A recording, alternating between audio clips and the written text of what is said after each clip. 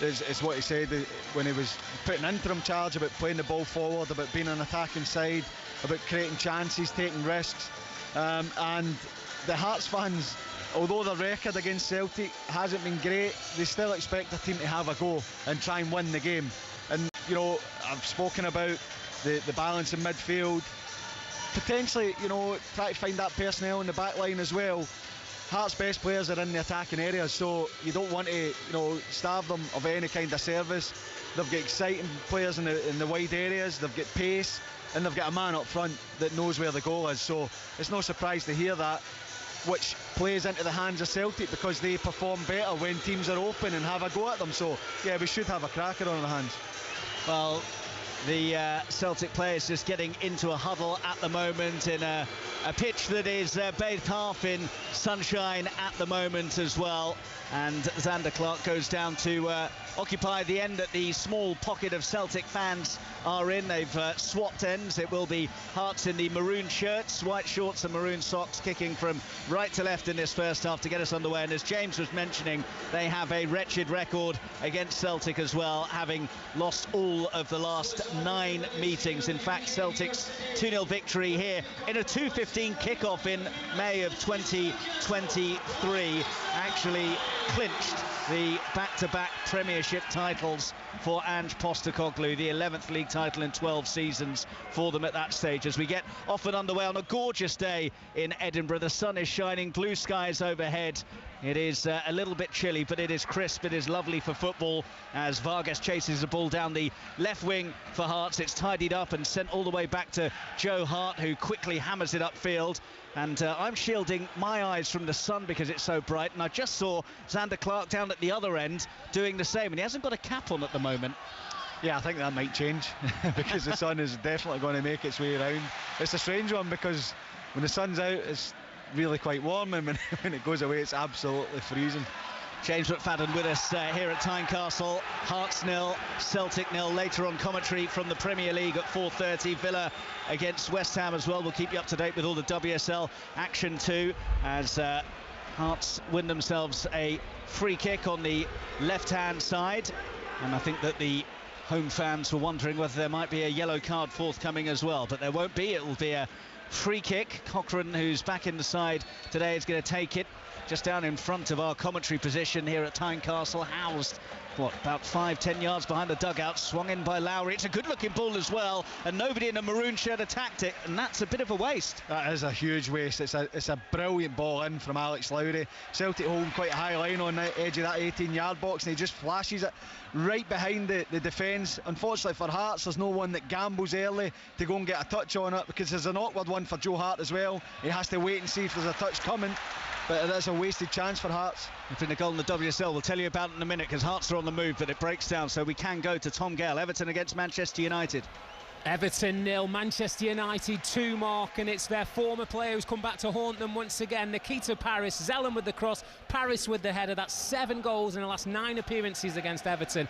Everton 0, Manchester United 2. Thank you very much, Tom. That one was a 1 o'clock kick-off. Highlights of all the games today on the Women's Football Show. That's at 11:10 on BBC One and the iPlayer. Meanwhile, Hearts coming forwards here, and the pressure has told. Well, they thought they were going to get themselves a corner there out of Carter Vickers, but instead the offside flag has been raised. So it's a free kick for Celtic.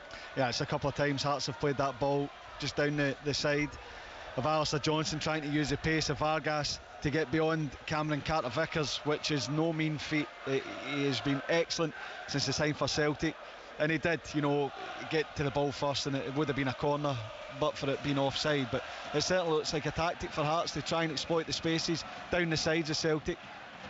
First real time that Celtic have got down towards the Hearts penalty area, but it doesn't last for long because Civic is able to swing a boot at it and get it away. Celtic, the only unbeaten Premiership team this season, yet to trail in a Premiership game as well.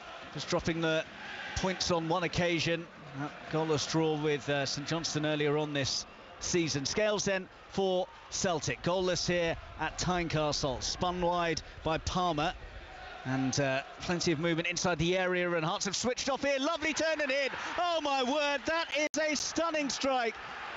Wow, what a move. Their first glimpse of goal, and it's been buried absolutely beautifully. Well, it was Maida who played it through, and then O'Reilly latched onto it as it came out of the sunshine. First time fired, low effort. Zander Clark didn't have a chance really with the way that it bounced in front of him and into the corner, and that is a stunning goal to give Celtic the lead. Yeah, it's a quite incredible goal, it really is. Well, good build-up down the left-hand side for Celtic. We spoke about Matt O'Reilly and the build-up to the game and the type of runs that he makes, and it's a little dart across from the right-hand side over to the left, and as the ball comes over his shoulder, he takes it first time with the left foot. It is an incredible finish beyond Zander Clark, who's got absolutely no chance of saving it, and it's a dream start for Celtic, not so much for Hearts. They concede an early goal with quite a positive start as well for Hearts, but it's an incredible goal from Matt O'Reilly. It really is. Great time run, brilliant finish. Zander Clark's got absolutely no chance with it. Well, he scored in the 4-1 Premiership win against Hearts in May of last year, the Danish midfielder, and Celtic's top scorer now in all competitions, with that number 6 for the Dane, and that one of the best that he will ever score, you would have thought as well. An absolute stunner, and Celtic have the early lead, having been a little bit under the pump in the first few minutes. The sun is now dissipated, and all of a sudden there's a bit of a chill around Tynecastle, and there's a bit of anxiety amongst the home fans as well, because Celtic have got themselves a free kick wide on the left. Just getting a chance to see the Matt O'Reilly goal again. It's just an incredible finish. Palma comes off the left-hand side, just clips a little ball towards the corner of the 6-yard box, and Matt O'Reilly gets the run, and he's watching the ball the whole time, but he has to swing, you know, his left foot at it as it comes over his left shoulder. Such control and composure in the finish. Incredible goal. Free kick for Celtic into a good area. Up go the heads. It's only half away. Need to get this away. Forrest for Hearts is back down towards his own penalty area. Now the bounce of the ball has worked out favourably, and all of a sudden it's Hearts who are on the move. Wide on the left, Lowry trying to hold it up, looking for some support, hoping that he might be able to prize a corner out of the situation, still putting the squeeze on, and eventually out of play for a goal kick. That's another chance for me. You know, the ball goes up, Rio Hatate misjudges the ball, Alex Lowry's onto it, and then he's 1v1 against Greg Taylor. He tries to knock it down in front of him and make it a race. I think if he just slows it down a little bit, takes Greg Taylor on towards his goal, makes him go back the way, then he has an opportunity. Hatate comes round and covers, and Alex Lowry's crowded out, and Celtic get the goal kick, but Hearts showing that a decent response to having gone behind. Looking to re-establish that 7-point lead at the top of the Premiership after Rangers cut the gap to 4 as Philippe Clement oversaw that 4-0 thumping of Hibs at Ibrox in his first game in charge. Celtic have it with Maida, wide on the right, motoring in towards the area. Good looking ball into the centre, but there were two players in green and white arriving. It split the difference between them, and all of a sudden the game is getting a bit stretched, James McFadden. Yes, it is. The ball up to Alex Lowry. Alistair Johnston defends it well, gets his head up. You know that Dyson Maida's going to be able to make that run. He's got pace to burn, and it's just inside Alex Cochrane. It's a first time cross.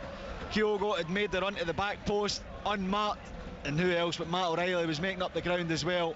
Really good intervention from Frankie Kent, but yet the game is opening up to what we expected it to be. Yeah, lively start to the game, and a lovely goal to break the deadlock early on as well from Matt O'Reilly, who is in fine form this term. Hearts trying to muscle their way back into it with a muscular challenge from Larry just in front of us by the halfway line, as the small pocket of Celtic fans away to our right-hand side in the Roseband stand are on their feet in the sunshine. That end of the ground bathed in this autumnal glow here in Edinburgh, as there's a coming together just off the ball there, and I think that Nick Walsh spotted it, has given the free kick, and Hearts just felt that perhaps it might have merited a yellow card. Either way, they are coming forwards, the home side on the right flank, now recycling into the centre circle, and wide it goes to Lowry. He's seen a fair bit of ball on this left-hand side. Lovely pass down the line as well. Options for Cochrane in the centre, and he didn't really make the most of what was a very promising opportunity, the fullback. No, he didn't. Again, really good play from Hearts. It's that ball down the inside channel. It's Cochrane this time, and the underlap, he gets beyond Maida. I think he does the right thing. I think he has to take it early. potentially Vargas or Shanklin has to gamble, because it's the only place he can really put the ball. But it's another, positive for Hearts. They've gone behind here. Many people would have expected them to crumble. They haven't. They've continued to play the way that they've set out from the beginning. And they will continue to get opportunities, because Celtic's fullbacks like to go forward, like to join the attack, like to step into midfield and take the ball. So there will be opportunities for Hearts to get down the side of them. But when they get into situations like that, they have to make the most of it. Only his second Premiership appearance of the season, having also featured against Motherwell at the start of September, has been out for almost 2 months now due to injury. Back in the side today and almost making a telling contribution there. Now down the line by Matt O'Reilly. And Maida's got to the byline and got the ball in towards the far post, and it's just a bit too strong for Palmer to keep in on that left-hand side. But both defences look pretty open. Yeah, and as we expect, we've just spoken about Alex Cochrane getting in the advanced area to get the ball into the box. Celtic straight away get it down the side. Alex Cochrane is having to go all the way back and match Dyson Maida, and it's a poor cross from Maida, but it is open. Both teams want to attack, and this is the game that we hope for. Now we're going from Scotland to England to America today, because after this, Villa against West Ham at 4:30, full commentary of that, and then the US Grand Prix follows. The Ferrari of Charles Leclerc is on pole for that one, and Celtic looking to extend their advantage in pole position in the Scottish Premiership to 7 points, which they would do with victory here at Hearts. And with 10 minutes gone, they are leading by that brilliant O'Reilly goal to nil.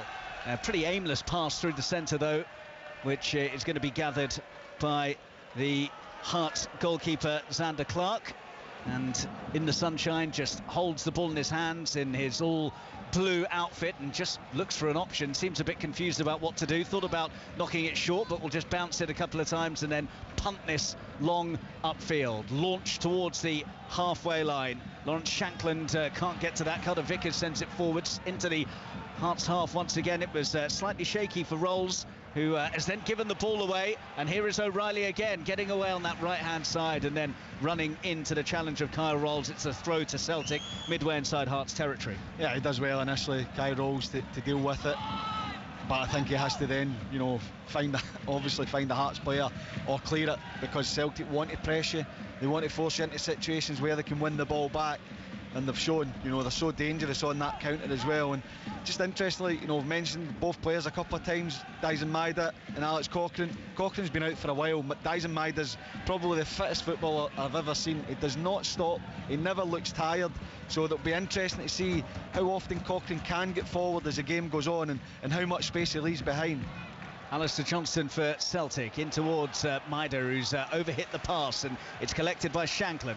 Wide to Cochrane on the left. This is just inside the Celtic half as the sun once again just disappears and the shadow is cast over Tynecastle, and the chill gets up again. Ball wide from the right in towards the centre circle. Collected now by Alan Forrest for Hearts, and there's an overlap on this near side for Cochrane if they can use him.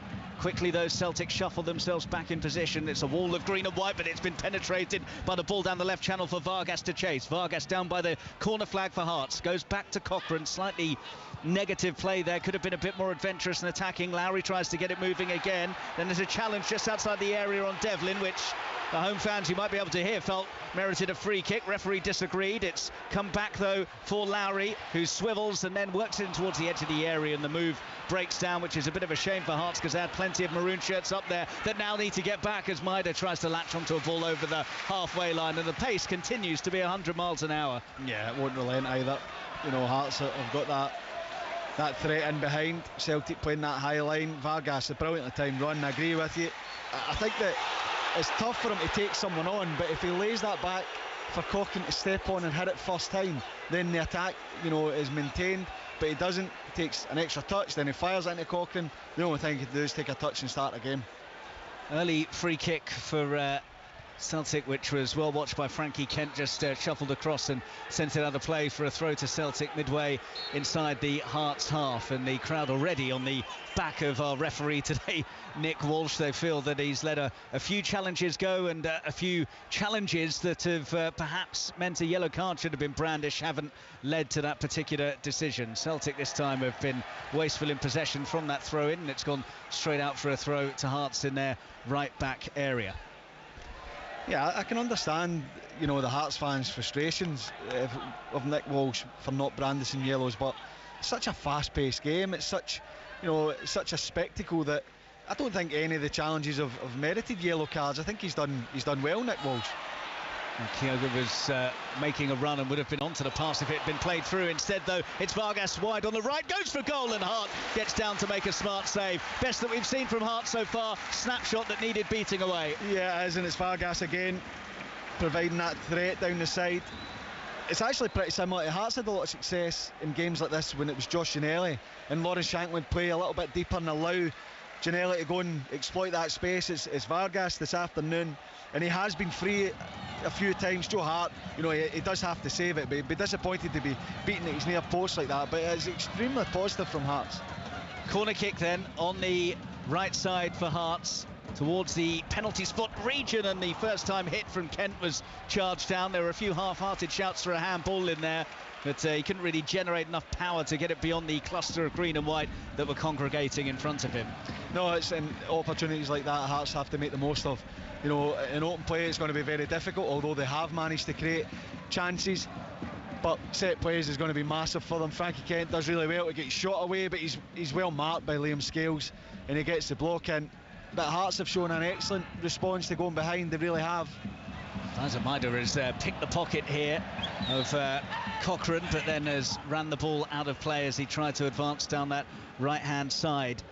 Celtic have won all 4 Premiership away games this season. The last team to win their opening 5 on the road in the division were Celtic under Brendan Rodgers back in the 2017-18 campaign, when they won 7 in a row from the start of the campaign. And he is standing there, that almost trademark look of his, arms folded as he bellows out some instructions. He'll be pleased with the current scoreline, 1-0 to Celtic with a quarter of an hour played at Tynecastle. Taylor, under no pressure, can go all the way back to Scales. Scales steps away from the challenge of Vargas very confidently. Vargas tries to nibble back at him, but is unable to do so. Palmer on the left flank for Celtic. They recycle it into the middle. Callum McGregor involved as well, and now it goes down that left-hand side. And they've worked the space well here and could be in once again. They wanted a flag, Hearts don't get it. Comes across to Mider in the penalty area. Has to go backwards to O'Reilly. O'Reilly loops it over, lovely pass from him, and then coming in on the overlap, Johnston couldn't quite get the contact he was hoping for, but that was a bit of a scare for Hearts. It was, and you just mentioned Brendan Rodgers and been happy with the result. I don't think he'll be happy with how open the game is. Yeah. But just then, you know, that passage of play, really composed, build out from the back, take your time, wait for the gaps to open up. When it comes to Callum McGregor driving inside into Hatate, Greg Taylor's making the overlap. It's excellent play, and it's just maybe under hit the pass for Greg Taylor. He has to check and take it on his right foot. But Brendan Rodgers will be looking for more of that, you know, Celtic controlling the ball, dominating the pace of the game, and trying to draw that press from Hearts and look for those gaps to exploit, which he did brilliantly there. Here is Shanklin with a bit of room to work with. Centre of the midfield region, pokes it through for the run on the right of Forrest, and Forrest has been seen to have fouled his man down there, Greg Taylor. The home fans don't like it, felt that it was a soft one, but it was good defending, clever defending, just invited that challenge from behind, and the referee's always likely to give it. Yeah, it's excellent defending from Greg Taylor, because Alan Forrest is quick, and it's a really good pass from Lawrence Shanklin. Again, it's that one in between centre back and full back, but Greg Taylor's alert to it, uses his strength to get back in, and he probably does buy the foul, but Alan Forrest has to. It's one of those ones where you're a winger, and the shout always from the pitch and from the side of the pitch is, don't foul him, don't give him an easy out, and Alan Forrest did that. Brought out from the back by Knowles, and then it's clipped into centre field, where it's going to be picked up by Scales. Scales under a bit of pressure from Vargas, so has to go square to Carter Vickers, and now bombing up over halfway is Johnston. Johnston's ball in towards the feet of Kyogo. It breaks down in centre field, now recycled wide to the left, and Hearts have got to get their organisation right here, and it's a good step-in challenge by Sibic to briefly stem the tide, but it's scooped away towards the halfway line and helped on by Lawrence Shanklin, and Vargas couldn't quite bring it under his spell, so it's back in the centre circle and recycled by Matt O'Reilly. O'Reilly knocks it square to Scales, who can just saunter up towards halfway, half of the pitch in shadow, the other in glorious sunshine now, as the ball is given away very cheaply in the middle of midfield, and Hearts will have it with Cochrane, who's played a pretty errant pass which almost turned into the perfect one for Kyogo to go through on goal unopposed. Sloppy stuff. O'Reilly now for Celtic, just inside the Hearts half. Loop forwards towards Maida. Lovely touch from him. Shooting opportunity and beaten away well by Zander Clark. Edge of the area. It was travelling. He watched it well and slapped it clear. That's a great effort. Really excellent first touch from Dyson Maida. Ball just clipped over the top of Alex Cochrane, who can't get there. Normally you would see Maida taking that touch forward, but he just checks inside first time in the half volley. Then he gets his shot away with the left foot. It's a dipping one and moving for Zander Clark. It's straight at him, but still a difficult one for him. Short corner taken. They've switched off here. McGregor, edge of the area, goes for goal. It's charged down.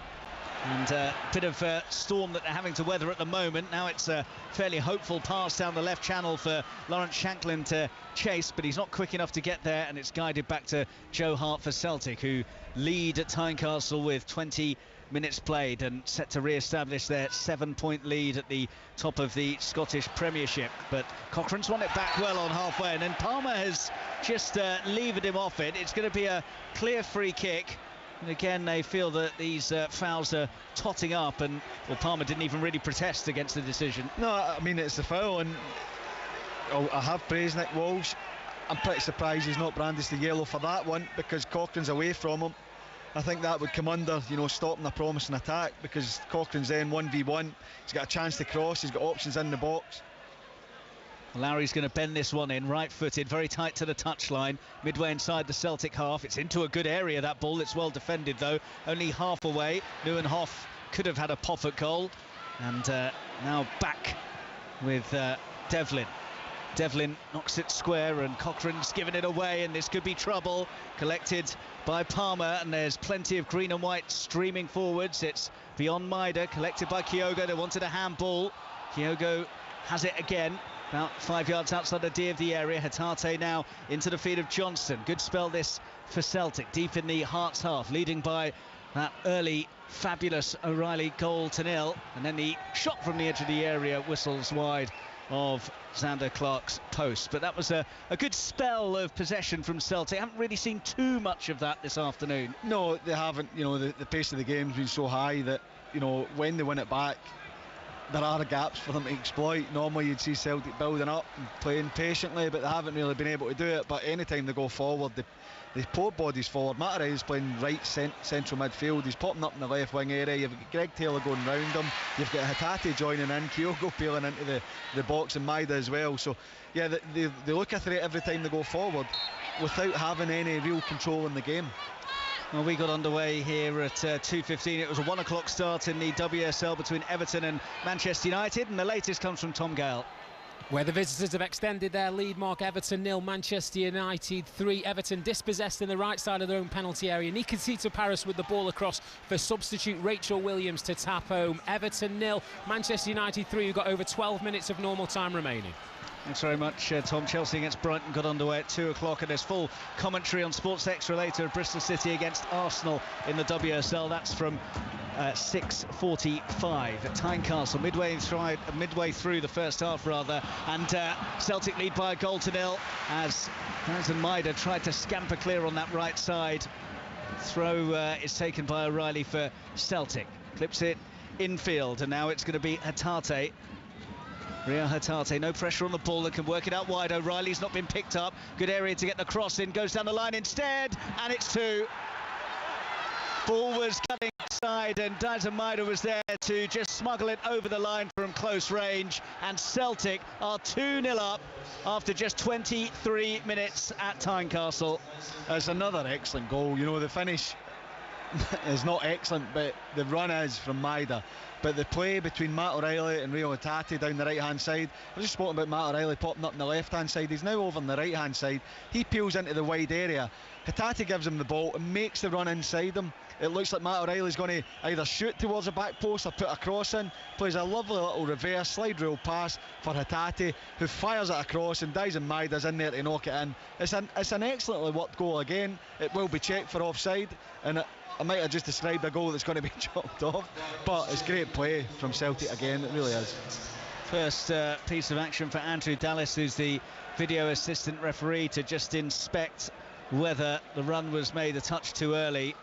There was excellent interplay on the right flank, which carved it out, and it was a bit of a messy finish from Dyson Maida. He won't care, and Celtic certainly won't either if the goal stands, looking to make it 10 wins in a row in all competitions against Hearts as well.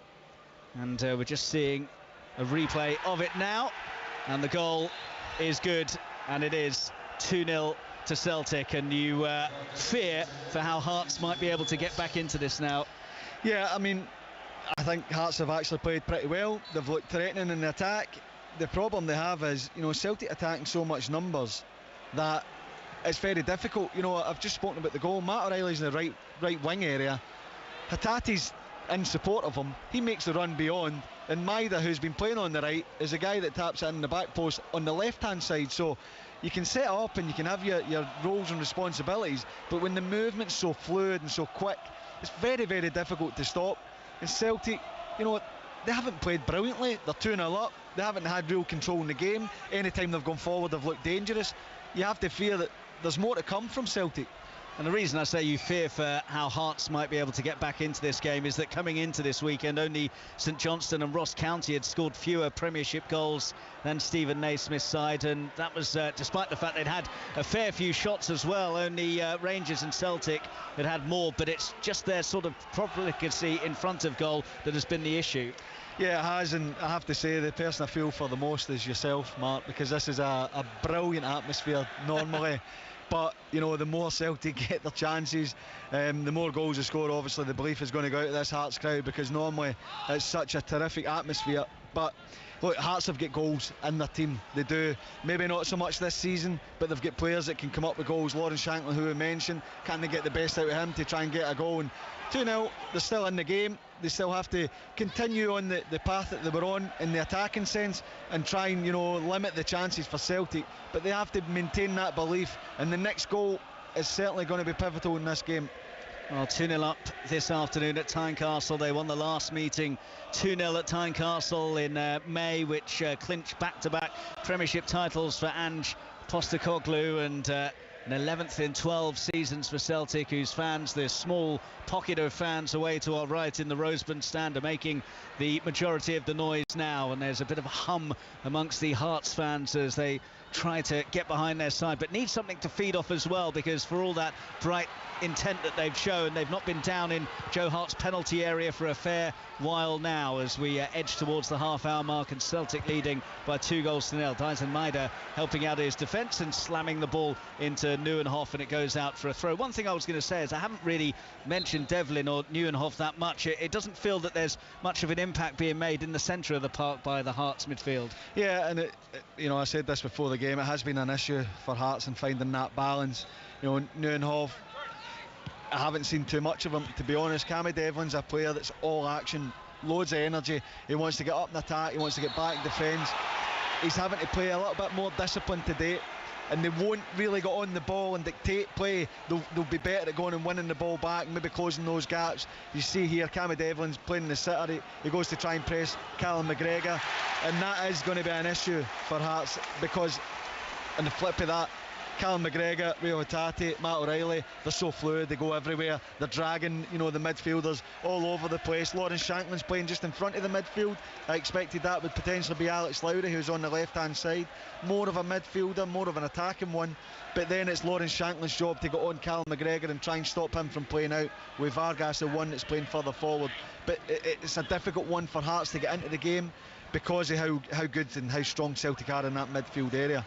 It's the voice of James McFadden on 5 Live Sport, watching Celtic on course to go 7 points clear at the top of the Premiership again, by virtue of the fact they're leading 2-0 at Hearts with 28 minutes gone. Lovely ball from Joe Hart, straight through the middle to find O'Reilly, who set Maida away. They've got two in the area to aim for. Kyogo's waiting. Maida's just delayed at the moment. Now plays it down the line. Looks for the return pass as well. Hearts have now managed to get plenty of maroon shirts back there. Still not enough to prevent Celtic recycling and almost getting it out to the far side, and Greg Taylor, but I just think that Dyson Maida's hesitation there cost Celtic, because he was in. Yeah, he was. I think the pass potentially a little bit too wide for him, but we're just speaking about the Hearts midfield, and Lawrence Shankland starts on Callum McGregor. He then goes to Joe Hart. Callum McGregor's spare. Cammy Devlin goes late to Callum McGregor, which leaves a huge gap for Rio Hatate. Joe Hart just passes it beyond that midfield press, and then Celtic are 2 passes and they're basically on the touchline of Hearts, and that is the difficulty for Hearts. They can't go chasing it and throwing bodies forward aimlessly. They have to try and do that and measure it and make sure that they're setting a trap to win the ball back, because at the minute they're not doing that. Dyson Maida gets to the byline, tries to poke the cross in, can't clear the first man, but Celtic looking to really strengthen their grip on this game that they're in charge of anyway, with those 2 goals. The sort of messy finish from Dyson Maida after the magnificent strike early on from Matt O'Reilly, and Celtic now have just got a bit of a swagger about them as they start to spray the ball around, although having said that, it's been sprayed straight out of play. So Celtic have scored twice here. Manchester United have been doing well at Everton as well in the WSL. Last time we caught up with Tom Gale, where Rachel Williams, substitute's been on the field less than 10 minutes. She's already got her second goal to make it Everton 0, Manchester United 4. Cross in from the right, the substitute with a header. United's 3rd header of the game. We've got 5 minutes of normal time remaining. Everton 0, Manchester United 4. Thanks very much, Tom. You can see all those goals on the women's football show tonight, 11:10 on BBC One and the iPlayer as well. Half an hour gone at Tynecastle, and I had been promised beforehand, James, about the rocking atmosphere at this stadium. What is it, just under 19,000 I think capacity, obviously full to the brim with the champions in town, but it's a bit like a balloon that's been pricked by those goals from Celtic. Yeah, it has. Listen, I don't think there would have been loads of belief that Hearts would go and beat Celtic today among the Hearts support, but they would have been encouraged with the start that they made. You know, that threat, the attacking threat, chance to get down the side.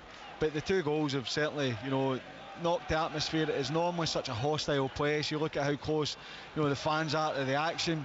It is normally hostile. It normally, you know, it's something else that you have to deal with other than playing the game, obviously, is that crowd.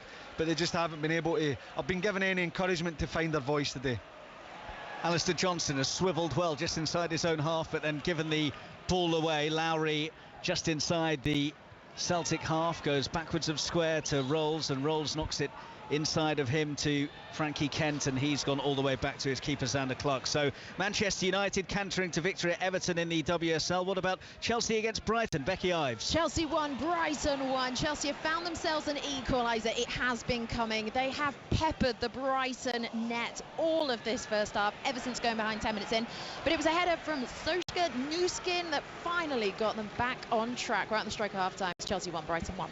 Thank you very much, Becky. Meanwhile, it's a throw for Hearts in their right back area, which Civica's going to take, and gets good distance on it up towards Shankland, who's been feeding off scraps once again. It has. Celtic have control now. You know, the ball goes back just a minute or 2 ago to Toby Civic, and he just kicks it the way he's facing, out of the park. You hear that, you know, the disapproval, the Hearts support, and Celtic now, you know, have control of the ball. They're dominating the pace of the game and making it very difficult. We spoke about Hearts and a positive start and being able to get down the sides and in behind Celtic. They haven't been able to do that for the last 10 minutes or so. And you're right, you know, Lawrence Shankland, who just, you know, makes a foul. It's probably a frustration from Lawrence Shankland. He's going to challenge for the ball. He knows he's not getting there. It's not a horrible challenge or anything. He just leans in and gives the foul away, and that's probably frustration from Lawrence Shankland, because Hearts in the last 10 minutes have really fallen out of this game. Yeah, he'll be frustrated with how the season's panned out for him so far as well. Just the 1 Premiership goal for Hearts' top scorer in the Premiership last season. More defending for Stephen Naismith's side to do here as well, which they have managed to do to stem the tide. And there might be a counter-attack on here, well, there would have been had it not been for the interception by McGregor just inside the Hearts half. And it's O'Reilly who has it on the right-hand side. Neat ball through the centre looking for Dyson Maida. Doesn't quite come off. McGregor picks up the pieces, 20 yards out, then overruns it. Cleared away towards the centre circle. Well read by Scales, who steps in, but his ball is going to come to Shankland, and he goes for the early pass down the line, but the ball has drifted out of play before it came back in, so it is going to be a throw to Celtic. Brendan Rodgers still not looking totally content. About 10 yards down in front of us in the away dugout. He was absolutely berating some of his players a short time ago after they wastefully put the ball out of play. And I think, as I said earlier on, as he actually goes onto the pitch to act as ball boy and kick it to his fullback Alistair Johnson, the scoreline's been great, the performance has been okay. Yeah, I think Brendan's unhappy as well about Celtic off the ball. I think there was a chance where Hearts were forced back. I think it goes to Kai Rolls and then he can play it into Frankie Kent, and Brendan's looking for Palmer on the other side to get across and try and force Hearts into one side of the pitch. Oh, they've switched off here, and that is an awful hit from Kyogo, although he's spared his blushes by the offside flag because he was played through inside the penalty area, had the goal at his mercy and poked it miles wide, but fortunately for him it was offside. Yeah, and I think he may have had an inkling it was offside because he makes his runs are exceptional, and he made the run early. I think there's a slight delay in the pass which almost goes behind him. He wants that into his path, and he maybe had an inkling that it was offside, but in any case it's a poor finish from a man of his ability. And he's got this magnificent record against Hearts as well. He's scored in each of his last 7 games against them. Could become the first player since Mark Haitley for Rangers between 93 and 94 to score in 8 consecutive games against them. Here though is Alan Forrest. Hearts looking to get something to shout about before the break, trailing 2-0 with 10 to go until the interval, but it's broken down on the left hand side and swung away by Johnson, only up towards halfway. Cochrane now has it for Hearts, backwards of square to Rolls, and he is forced to retreat once again. And Hearts, who were on the front foot early on and were asking some questions and were right in Celtic faces, have just sort of slumped and become a bit negative. Yeah, they have. They haven't had the same opportunities to play the ball in behind. If it's been on, it's probably more so been in Hearts' half, which then makes it's easier to spot for the defenders. If the ball's coming from a midfielder or in an advanced area, it means you can get runners and try and disrupt that back line. But a minute or so ago, Lawrence Shanklin picks it up. He's maybe 10-15 yards in his own half. It's on his left foot. It's more of a hopeful ball up the side. It goes out of play. But when you look, it's Vargas against Cameron Carter-Vickers, who'd read it, who was winning the race anyway. It wasn't even a chance for Vargas to get in behind and cause problems. It'd been dealt with Cameron Carter-Vickers, and that has been an issue for Hearts. They take the ball at the back, they're trying to play through the thirds and play through midfield. Celtic are up on it, they're winning the ball back, and they're actually exploiting the space that Hearts are leaving when they're taking those chances to play out from the back. You may have heard some ironic cheers. That's because Alex Lowry was given a free kick by referee Nick Walsh. They think that they've been in far too short supply, Hearts free kicks, in the view of the Hearts fans at least. So it's going to be taken from deep in the Hearts half by Xander Clark, who stands up, addresses the ball and then launches it long towards the edge of the Celtic box. Shanklin tried to make a nuisance of himself but was unable to bring it under his spell, and then it pings around off a couple of players, and Shanklin has it, but he's going the wrong way, almost back towards his own halfway line, and nearly dispossessed in a tricky area as well. Managed to keep possession, but they're back on the halfway at the moment with Lowry on the left hand side. Lowry's ball in towards Cochrane, who loses his way. O'Reilly's back there doing diligent defensive work for Celtic, and the ball given away towards halfway, and again Hearts have been sloppy in possession and now need to get back because Celtic are motoring forwards. Palmer down the line, good overlapping run, and actually it's going to dribble behind for a goal kick to Hearts. That gives us another chance to head to Tom Gale at Everton against Manchester United in the WSL. We're in stoppage time, Mark. Everton 0, Manchester United 5. Ball in behind, latched upon by Nikita Parris. He had to be brave, clattered by the goalkeeper, but poked home his second of the afternoon. Everton 0, Manchester United 5. So after that disappointing result for Manchester United last time out, a comprehensive victory for them away at Everton in the WSL. Later on, Bristol City host Arsenal at 7:15. There's full commentary of that one on Sports Extra here on 5 Live. After this, it's Villa against West Ham in the Premier League, and then commentary of the US Grand Prix as well. Well, the exuberance early on from the home fans has given way to, first of all, anxiety at the way Celtic were getting on top, and now a sense of frustration with the way the momentum has gone, and that frustration has got even more by the fact that Zander Clark's played it out from the back, overhit it. Cochrane couldn't get there. It's out for a Celtic throw, and even a few boos now. Yeah, I mean, they want to see the team attacking, and look, Zander Clark just gets the pass wrong. I think it's the right idea because the ball comes into him. He's trying to play it first time. Cochrane's in space, but he's just bending away from Cochrane. He's running back, and he's trying to get that pace into the play, Zander Clark, and he just hits it out the park. But yeah, there is a real frustration around the ground here because Hearts have offered very, very little in the last 15 minutes or so, and the crowd want to see something more in it. And it's not, they want to see them even just trying to go forward. I think when you're taking that safe option and playing it back and playing it across the side, the fans feel like that's safe. They want to see the players taking risks. Cochrane guides it back towards Clark, who slaps the first time clearance upfield, just shy of halfway. Shankland tried to control, was unsuccessful, gets a second bite of the cherry now as well, but again has lost it, and it's going to go out for a throw on the halfway line. Sibic will go across to take it, and the pace really has dropped out of the game. Full time now in the WSL between Everton and Manchester United. Here's Tom Gale. Where Everton 0, Manchester United 5. Mark Skinner's side move up to third. Mallard's opener, then braces for Nikita Paris and substitute Rach Williams late on, sealing back-to-back WSL away wins. Everton 3 defeats from their opening 4 games. Full time, Everton 0, Manchester United 5. Chelsea 1-1 with Brighton in the 2 o'clock kickoff in the WSL as well. Here at Tynecastle, 2-0 to Celtic, a special strike from Matt O'Reilly early on, and then a bundled finish from Dyson Maida after a move that O'Reilly was involved heavily in, again on the right side for Celtic, who have done what champions do best really, which is when they're not quite firing on all cylinders, still get themselves into winning positions. And now, having got those goals, they are playing with a sense of authority, and Hearts, you feel, have lost their way and could really do with half-time and a chance to reassess and reset for Stephen Naismith. Yeah, well, they could be doing it, being 2-0 at worst for them.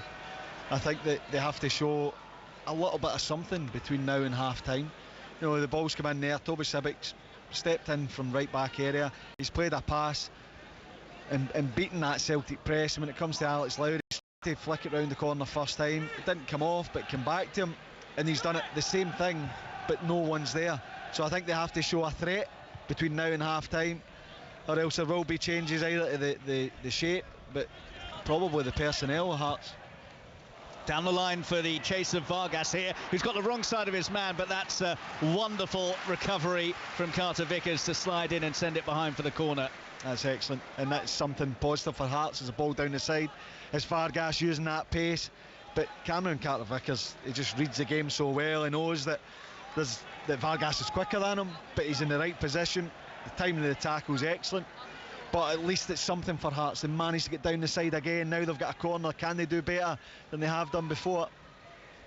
Well, it will be Cochrane to take. Left-footed delivery, outswinger from that left-hand side into a pretty decent region as well. Scales got a head to it and needs to get up again as the ball loops towards goal, but it's catching practice for Joe Hart, who then thought about getting it upfield quickly but has held on to it and will just take his time and then roll it through to the right side, and Alistair Johnston, who has it and goes back to Cameron Carter-Vickers.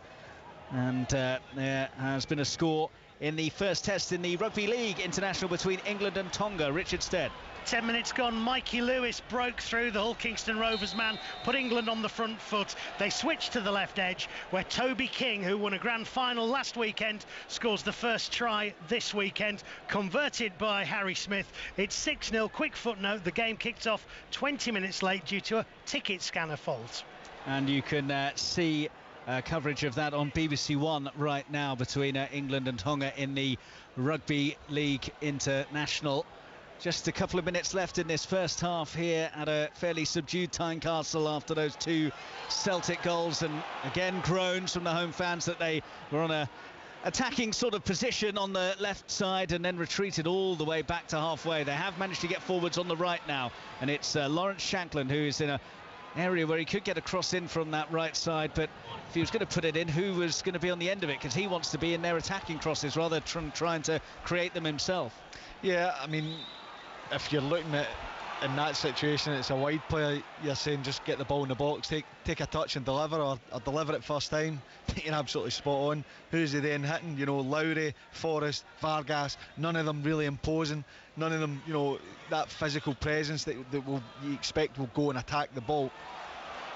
Well, this time Celtic have coughed it up inside the centre circle, and it is Lowry who's probably been the brightest attacking talent for Hearts in this first half, who had the chance to advance but then lost his way. Celtic then give it away, and here is Toby Sibbick, urged on by the home fans. He's galloping forwards almost towards the edge of the area now, knocks it infield to Forrest, and Forrest is then crowded out by a few Celtic players. Forrest has to go back towards halfway, and once again it's the groans from the Hearts fans at the way that they have retreated from down towards the Celtic end to back inside their own half. But Lowry now on the left has overhit the pass, and again there is just this sense of frustration. One fan in front of us just stands up with his arms outstretched as in to say, what's going on?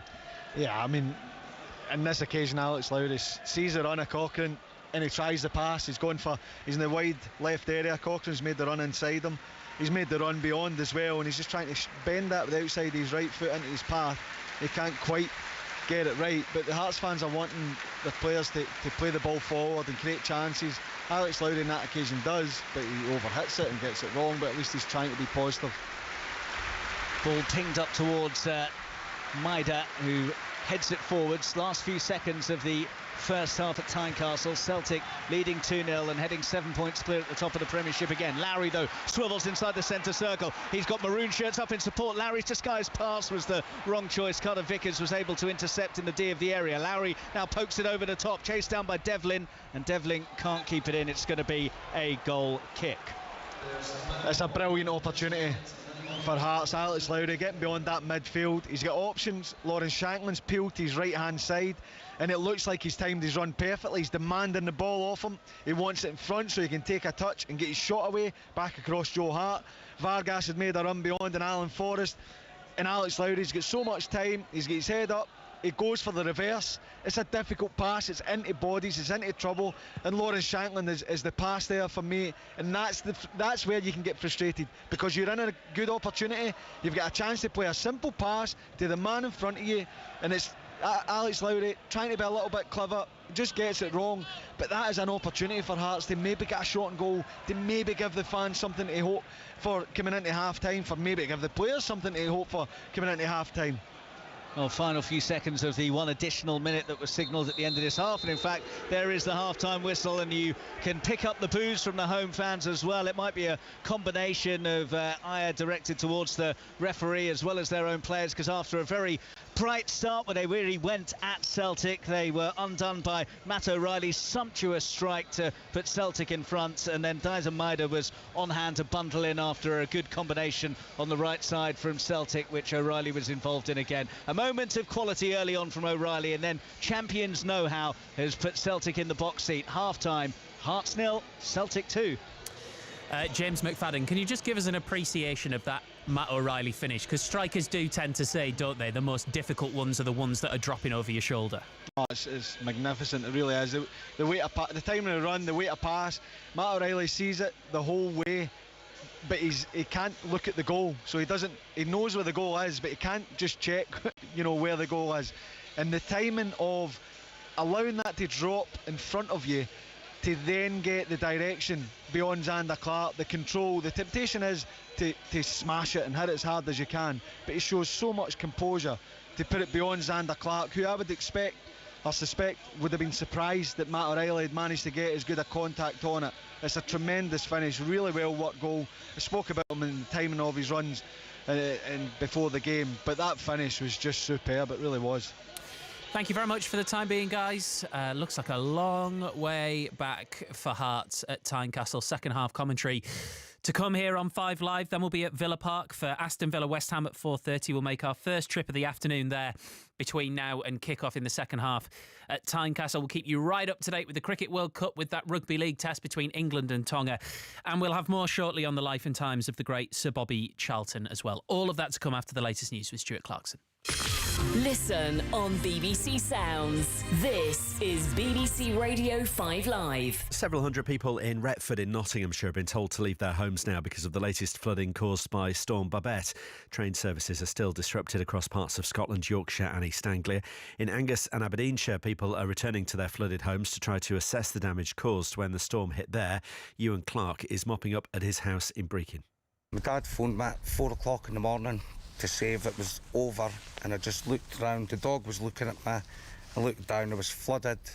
The first thing that I done was go to the front door as you would, and I opened my front door and the water just come right in, took me off my feet. Tried my hardest to close that door, I just couldn't, and I just picked up the dog and fled for my life, basically. 17 trucks carrying aid have arrived at the Rafah crossing in Egypt, where they're being checked before they can cross into Gaza. Israel tightened its blockade of Gaza just over 2 weeks ago after Hamas gunmen killed more than 1,400 Israeli civilians. Sarah Davis is from the International Committee of the Red Cross. The humanitarian situation for people in Gaza is dire and only increasing. The needs are increasing. We know that the medical system, the healthcare system is really on its knees right now. Healthcare providers, medical personnel have been working almost non-stop for over 2 weeks. This is not sustainable. Police are searching for 3 prisoners who've absconded from the same open jail in Suffolk on the same day.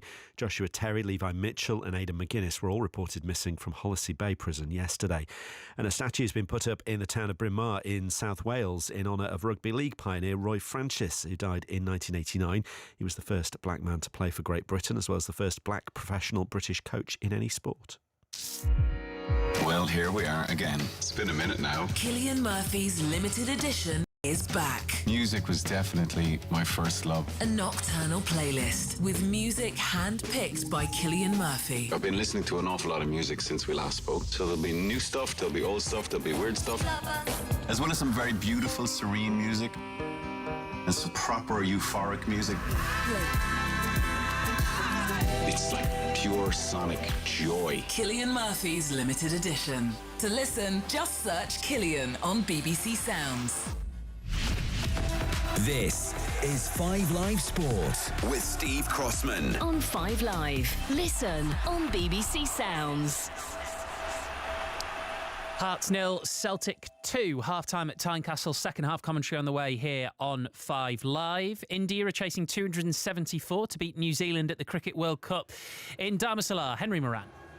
They are, but at the moment, play has paused with all the players out there because the ground is shrouded in fog. We're at about 5,000 feet elevation, and the sudden drop in temperature after the sun has set has seen this essentially cloud roll in over the ground, and we are basically sitting right in the middle of a crowd. I can't see the far end of the ground. I can see the huddle of the umpires, the 2 not-out batters, and the New Zealand fielders clustered together, but it's not nearly good enough visibility to play cricket with somebody bowling like Lockie Ferguson is at 90 miles an hour. It has rolled in out of nowhere, this cloud, and it is like being in the middle of a very, very dense cloud. It's like when you take off in an aeroplane, you fly right through. It's quite extraordinary. Part of the charm, I suppose, of playing at a ground like this in the foothills of the Himalayas. As for the match, India 100 for 2, chasing 173, and a couple of important wickets for Lockie Ferguson. And as I say that, off go the players. Yeah, I've just caught the pictures of it now. I mean, it's so thick, isn't it?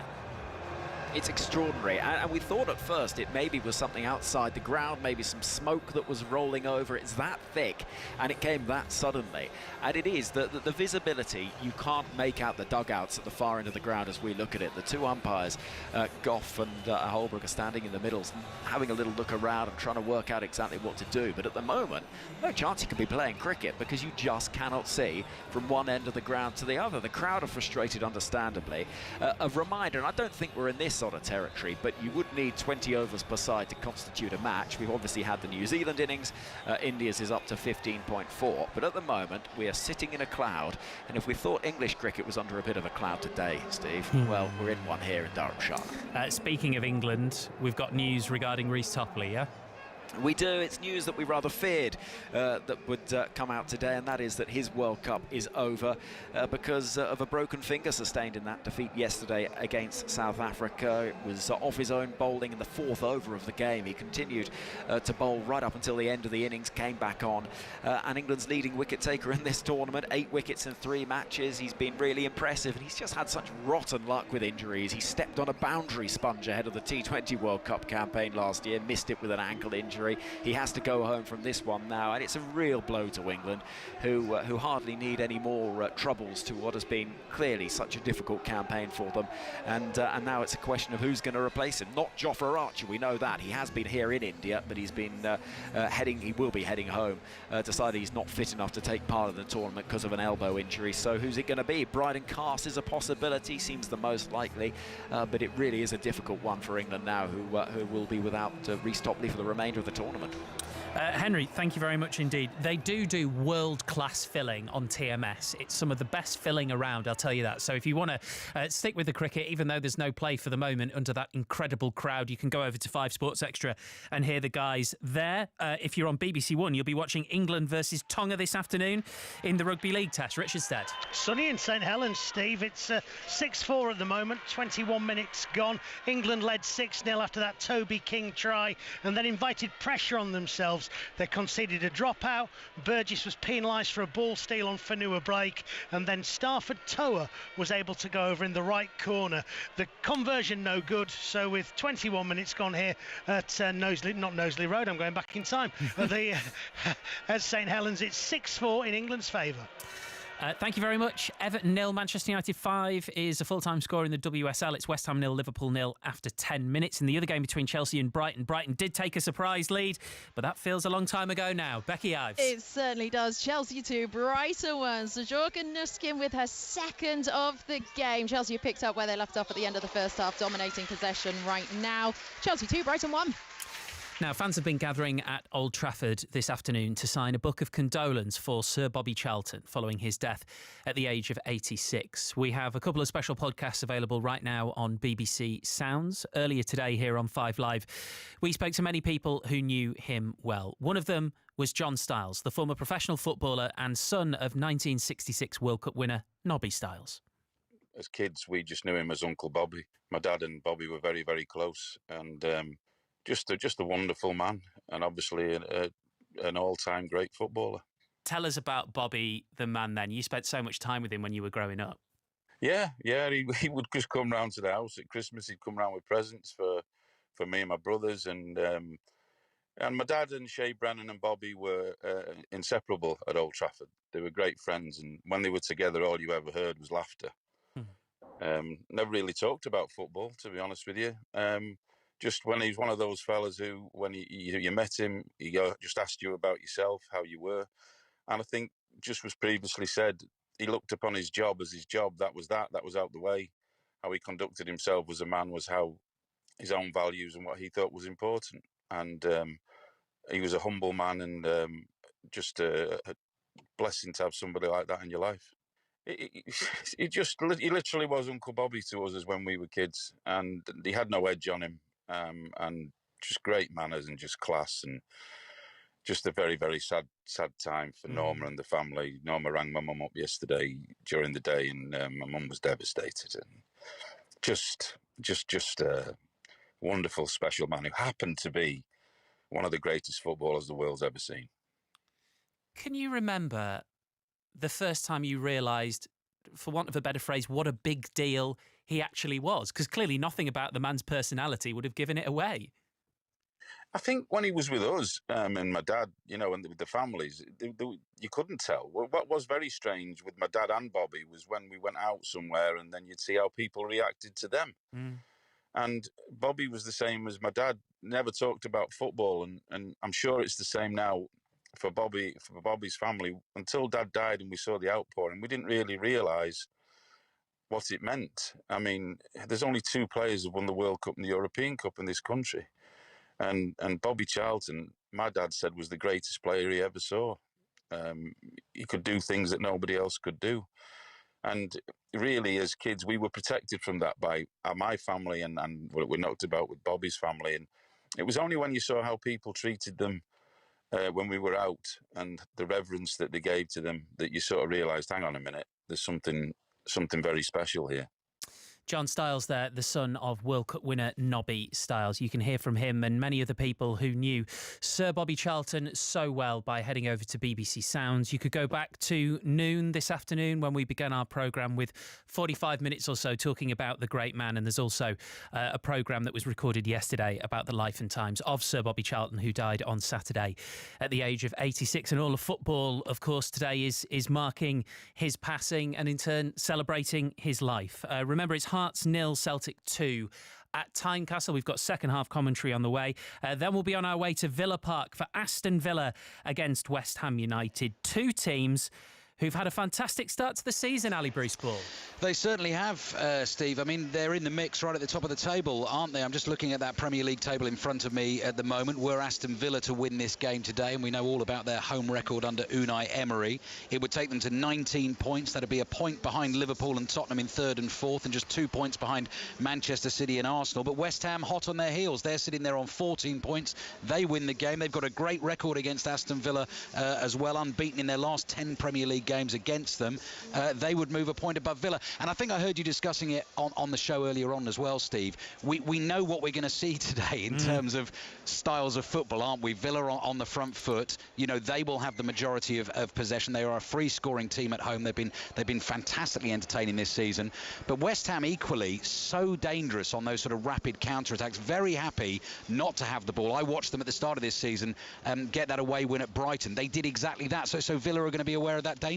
And also, without wishing to kind of overplay this because it's 8 games into a new season, you know, we do know there is going to be potentially a 5th Champions League place at the end of this season, depending on what happens. Why not for these two to dream of that? Yeah, well, exactly. So you know, take it from David Moyes' point of view, you know, who's managed in the Champions League with Manchester United, who's manager of a club that won a European trophy last season, who have a fantastic record in European competition over the last 3 seasons. So they know what that's all about. And then I also heard you mention this piece that Unai Emery did, his sit-down, I think his first big sit-down with Jonathan Norcroft in the Sunday Times. And he talks in that article there about dreaming big and setting goals high and wanting not only to be in the Champions League, you know, but to win the Champions League. And people might sort of laugh at that from the outside, but his point being, you know, why not set the goals high and see if we can get there? And look at his record, you know, as a manager in, you know, not the Champions League necessarily, but the Europa League competition. Aston Villa obviously have the chance this season to try and do what West Ham did last season. You know, these are two clubs, you know, on the up, aren't they? Very quick piece of trivia. Which striker links Ollie Watkins to Michail Antonio outside the Premier League? God, blimey, Steve, what a nightmare of a question. Well, there's a reason I'm asking you. The clue is he's going to be sitting pretty close to you this afternoon. Okay. Do you know what I was going to do? I was going to chuck his name in there. Clinton Morrison. Give me. Go on then. Give me the link. Exeter City with Ollie Watkins. Right. And Nottingham Forest. No, Sheffield Wednesday with Michail Antonio. Brilliant. So we'll get into that a little bit later. Good. Lovely stuff, Ali. Thank you very much. Cheers, Steve. Speak to you in a bit. Ali with Clinton at Villa Park for Aston Villa, West Ham United in full at 4:30. Another try at St Helens in the match between England and Tonga. Richard Stead. Yeah, 27 minutes gone. Tonga lead. 32-year-old Tyson Frizzell, representing his 3rd international country, having already played for Wales and Australia, has gone over. Katoa converts. Tonga lead by 4. It's 10-6. Thank you, Richard. And remember, you can watch that right now on BBC One, or you can head over to 5 Sports Extra and hear full commentary of the Cricket World Cup match between India and New Zealand. Hopefully, that fog is going to clear and we can get back underway. Teams on their way out at Tynecastle for the second half. Hearts trailing Celtic by 2-0. Second half commentary with James McFadden and Mark Scott. Yeah, perfect timing here, Steve, as the players emerge on to the pitch. Myself and James were just discussing at the break whether there might be any changes in terms of personnel from Hearts. I think 10 of the players are out there on the pitch. In fact, make that 11. So it is the same side that ended that first half. Is that a bit of a surprise? Yes and no. I thought that there would either be a change of personnel or a slight tweak to the shape of the team. I think Alex Lowry has shown that he can get on the ball and he can get beyond that midfield and he can look dangerous. Vargas is going to continue to play up front by the looks of it. I thought we'd maybe see, you know, Vargas moving over at the side, try and exploit that space and try and gather a little bit of control in the midfield area, but nothing yet. I would imagine there will be changes, you know, 5, 10, 15 minutes into this second half if it doesn't change. And immediately Celtic on the move and looking for a penalty, and they've got one. Blimey, 11 seconds into the second half, Celtic have got themselves a penalty kick. Quite incredible, basically from the kickoff, and Hearts really are self-destructing here now, and Nick Walsh is not Mr. Popular in these parts. He pointed immediately to the spot. They will double check it, of course, but from first glance from here, he didn't have any hesitation. No, he didn't. It was a ball down the side from Dyson Maeda, and he flashes it across. It goes behind Kyogo, who's onto it, and he goes into the challenge, gets his body in front. The issue would be how much contact there actually is. Nick Walsh close enough to give it, but this will be a disaster for Hearts. The start to this second half, they're looking for more belief to go and, you know, get themselves back into the game. If this stands, it's a dreadful start to the second half, and I think it's been given. So Rio Hatate is stood over it for Celtic. This to make it 3-0 and effectively kill the game off, you would have thought.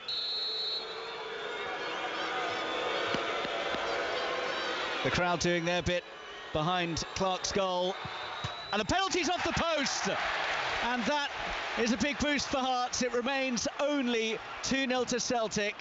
Hatate's effort was low and flat, and it just caressed the post and rebounded to safety, and there's a big roar from the home fans, and who knows, that might just put a bit more of a spring in their step. Yeah, well, it has to, because it's a huge let-off for them.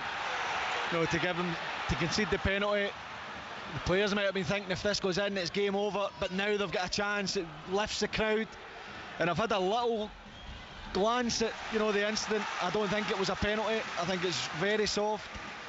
I think Alex Cochrane's running back into an area. Kyogo just steps across him and almost initiates that contact to try and protect the ball, not to win a penalty, to try and protect the ball. But I think that was a soft awarding of a penalty. Well, Hearts have gone right up the other end and got themselves a corner, and if they were to get a goal from this, well, the whole complexion would have changed, and the ball towards the near post was flicked on Handley. Cochrane tries to keep it going, edge of the area. Hearts trailing 2-0, could have been 3. Hatate missing a penalty off the post within seconds of the restart. Here, though, is Lowry now with a crossing position from just outside the box, and the flag has gone up. It's offside. Well, there can be moments like that that change matches. Certainly Hearts need a change from the first half. Their passing accuracy just 70%, and they ended that first half with an expected goals of 0.18, and they have been very flat in the first half of matches, failed to find the net in 7 of their 9 games in the league so far. And I just wonder if that might light the fire in their belly, because there was a sense of injustice about the decision anyway, as you mentioned, given the nature of the challenge. Yeah, and if it doesn't, then there's something wrong with the Hearts players, because Hatate's stepping up just as the game restarts to put his side 3-0 up to effectively kill the game off. And as I said, the Hearts players standing there will be thinking, if this goes in, the game's over. It doesn't. It crashes off the post. It's a lifeline for these players, so they have to step up, they have to use it. The fans are looking at it saying, right, come on, show us a reaction, let us see that you feel what you can get back into this game. Not necessarily win it, but get the next goal, make it uncomfortable for Celtic, and get back into the game. Taylor on the left for Celtic, just inside the Hearts half. Infield to his skipper McGregor, who's inside the centre circle. Shanklin goes across to try and close him down. Then it's pinged over the top for Maeda to chase. He applauds the idea, but it's too quick for him to latch onto, and it bounces through to Xander Clark in the Hearts goal. But if he gets that pass right, Maeda's in, because his movement's excellent. He takes Alex Cochrane's shot, and he's just so sharp to make that run in behind. And if the pass is better, he is in, and Celtic have won another chance to extend the lead. Joe Hart has the ball at his feet inside his area. Shanklin was in attendance, but Hart can get it clear pretty easily, and the ball pings around in the centre circle region, and Celtic go all the way back to Joe Hart. So let's get an update from the Rugby League and Richard Stead at St Helens. England back in front, debutant Mikey Lewis with a jinking run to score the try, converted by Smith. England playing about as well as they have in this game over the last couple of minutes. They lead by 2. And you can see the England-Tonga game on BBC One at the moment as Celtic come forward once again, and surely this will be 3, and this time there is no mistake at all. Kyogo on hand to hammer it into the net, nobody picking him up. It came towards the edge of the 6-yard box, and he absolutely lashed it into the roof of the net, and that is game over surely now for Hearts, who had a let-off when Hatate hit the post from the spot, but there was no missing that. Hearts 0, Celtic 3. The way that they're attacking, Hearts would be happy with the whistle now, I have to say. And what an exceptional goal again. You know, Celtic showing that patience. Greg Taylor back to Liam Scales. He breaks the lines, plays the ball into Rio Hatate. He's got 2 men round him. He's got the vision to see that there's a run round the outside. He just flicks it with the outside of his right boot into the path of Palmer, who fires it across. There is a touch, I think, from a Hearts player as it comes in. But that man Kyogo, he's alert and makes no mistake. For about 8 yards out, you're right, it's game over now. The only worry for Hearts would be, what is the score actually going to finish? Because Celtic look in the mood to score goals. Well, they are almost certainly now heading back to 7 points clear at the top of the Premiership, and it does mean that Kyogo has now scored in 8 consecutive appearances against Hearts. The first player since Rangers, Mark Haitley, did so between 93 and 94, and he has wrapped up the points all but certainly for Celtic now. Goals from Kyogo, Daizen Maeda, and that sumptuous strike from Matt O'Reilly, making it 3-0. And the Celtic fans, even though they are small in number, are loud in voice at the moment, enjoying themselves in the sunshine at Tynecastle, and it already has the sense of a damage limitation job for Hearts at the moment. Stephen Naismith looks on from the dugout. Now there's a collision off the ball. Forrest has been accused of something, but referee quickly across to check that Taylor and Forrest are okay, and indeed they are. Yeah, it's just the ball's in the air, it's a challenge, and I think Alan Forrest just comes into Greg Taylor slightly, nothing in it, not enough. You know, he's not trying to hurt him, he's just trying to challenge for the ball. But again, you know, the way that Celtic move the ball, the speed in which they attack, and it's not only the speed of the passing, it's the movement and the decision making. When the ball comes to Palmer, it's Hatate that's flicked the ball round the corner almost behind him, but he's the one that then makes the run that almost finds him in the box. And who else is there? Matt O'Reilly. 2 midfielders getting up in support, and then Kyogo when it comes to him. It's a really cool finish with the left foot, and that's what I said before the game. He doesn't have to do a lot in the game, but if he gets a chance, he normally takes it.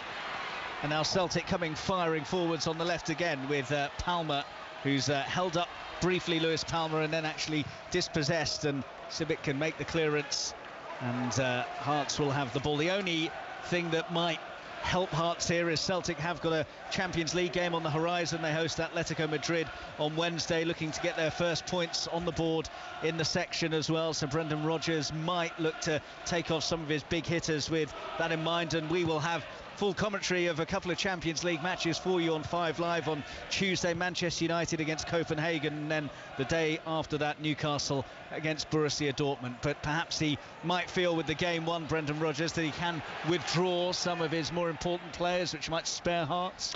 Yeah, the flip side of that, they do have a big game. They have a lot of big games coming up, and it gives an opportunity for someone to come off the bench and impress the manager. If he makes changes, yeah, you're going to lose that quality that's on the pitch, but you're going to get hungry players coming on that can see that there's opportunities to get goals. So yeah, I like your thinking, I like your concern for Hearts, but I'm not so sure it works that way. Palmer with a ball into the area for Daizen Maeda, who got up ever so well to try and get something on the angled ball in towards the edge of the 6-yard box, and his header looped over the top and behind for a goal kick. But James is right, they don't look like they're in any mood to let up and just coast to victory here, Celtic. They won't, because they're continually getting opportunities to exploit Hearts, and you know, I love that you're trying to make Hearts feel a little bit better by saying if they make changes, which is great, but these players on the pitch have got a chance to do something about it now. They can't wait and hope that Celtic take their foot off the gas. They have to show a bit of fight. They have to show that they believe they can go and score a goal and put Celtic on the back foot. And unfortunately, since the first 5 or 10 minutes, we've seen nothing to suggest that they're able to do that.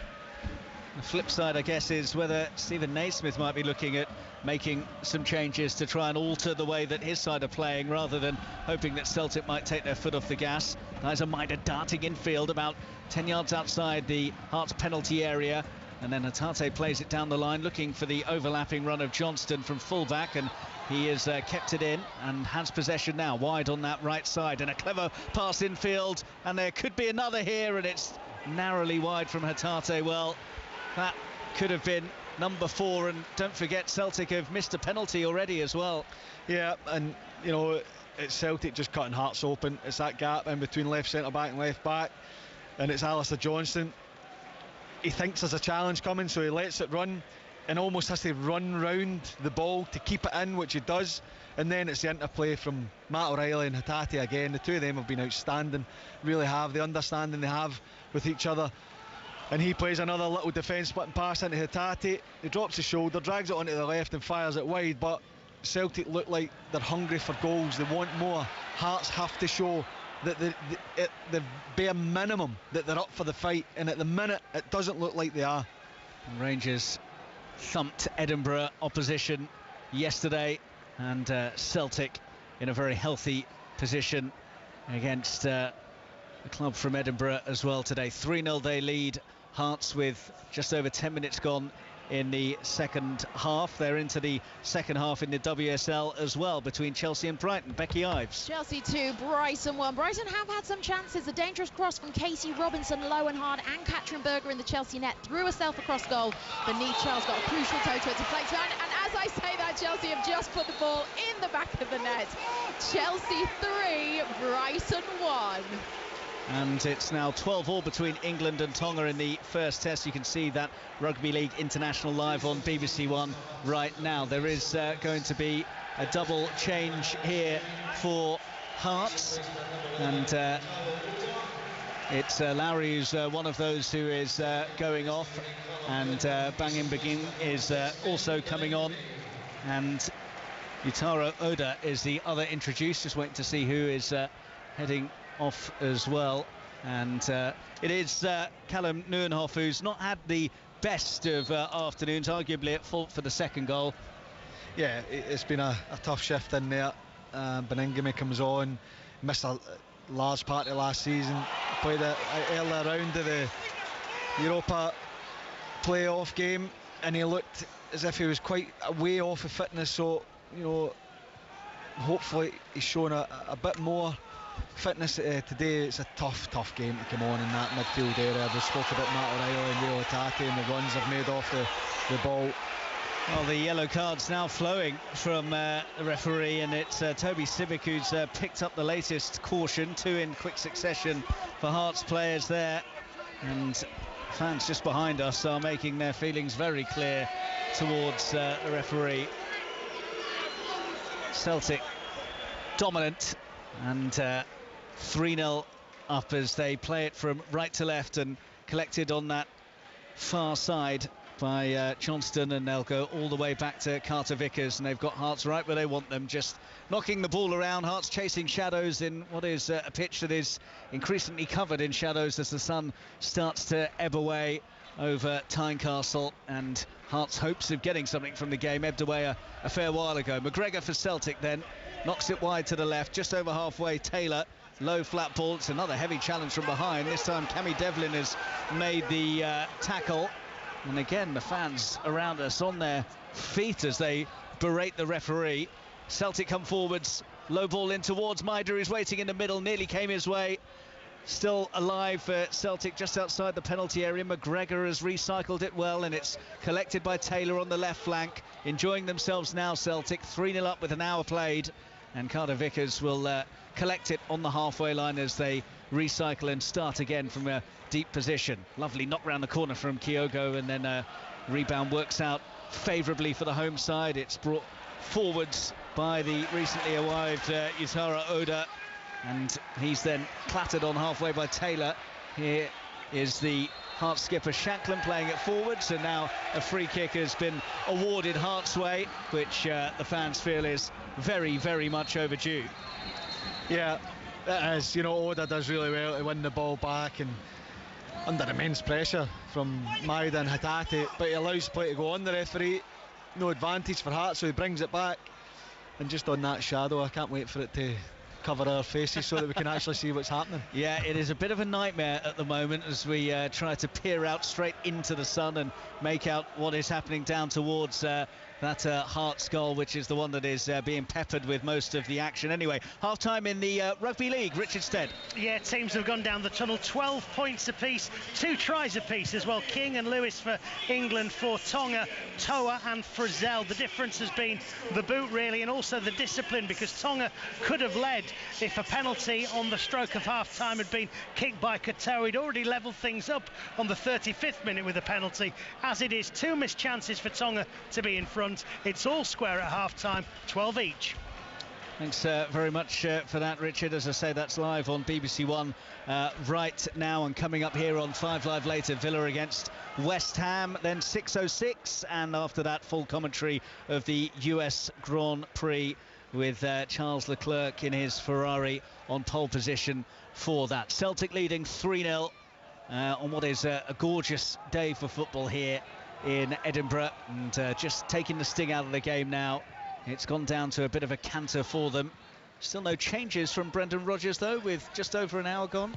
Yeah, I don't know, normally does make some changes. In the last few weeks he's actually changed Cameron Carter-Vickers, and if it's Nat Phillips that's been playing, he's made the change and taken Nat Phillips off on the hour mark. But I think that you can see that his players are enjoying themselves, enjoying the game, enjoying the performance.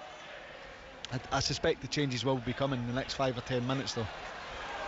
Now Hearts with a rare foray down towards Celtic territory, but it breaks down very quickly, and Hatate can come forwards now for the men in green and white. But just as Palmer was trying to play a pass, he was crowded out and down the right side for Hearts, but it breaks down as Cammy Devlin tried to get the ball into the penalty area, and Brendan Rodgers, almost bang on cue, seems to be in conversation with coaching staff and substitutes on the maroon bench just down in front of us, and still continues to chunter as well. And James Forrest has been called back and looks like he's about to be introduced.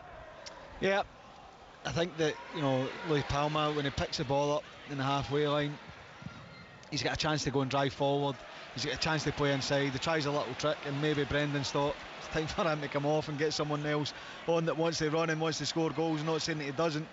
Tyson Maeda with a quick, crisp counter-attack again for Celtic. Tried to poke it infield for Vargas, and it might break for him now as well. It's come to the edge of the area. Hatate shooting chance, has a go, it's blocked, and then Hatate falls to his knees in the D of the area. But all of a sudden, it's now an opportunity for Hearts on the counter. Oda has just gone over the centre circle in the Celtic half of the pitch. A little bit ponderous in possession. Now offloads to Alan Forrest. Forrest is stood up well by an excellent challenge from Vargas, who has the chance to run it away, but knocks it infield to Rio Hatate. Controls it nicely in those orange boots of his, and finds McGregor, the Celtic captain. And then Celtic just take the sting out of it again and knock it around just in front of their own penalty area. It's given away though, and Shanklin has a chance to have a dip from distance. Good save from Joe Hart, got across and palmed it away. It wasn't the most taxing of stops for Joe Hart, but still needed dealing with, and Hart's trying to keep up the pressure at the moment after, as I say, an all too rare moment of note down towards that end, and Shanklin's gone for goal and scored.